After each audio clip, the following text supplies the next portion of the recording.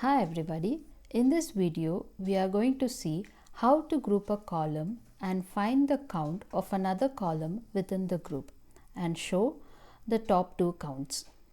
Here I have a data set. I want to group the country and find the number of franchise by the restaurant name. For this we need two columns, restaurant name and the country. I am extracting only these two columns and grouping them to find the count using the size function and renaming the count column as counts.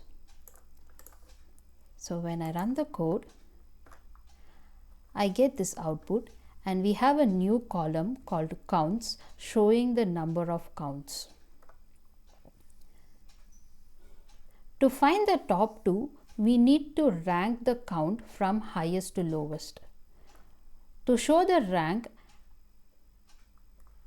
adding a new column called rank and sorting the count values in descending order after grouping by country.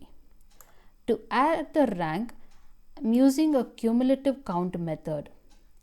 Cumulative count starts from 0, so including plus 1 to start the rank from 1. I want the country in descending order.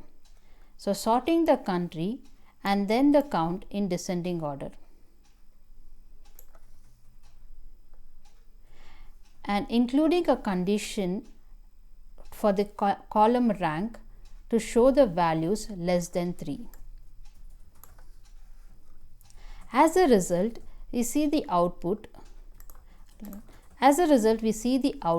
with the two highest counts under each country. So we have two rows for each country showing the count. Here we see that the counts are in descending order. That is because the counts are equal. So for Turkey, for both the restaurants, there are two outlets in the country.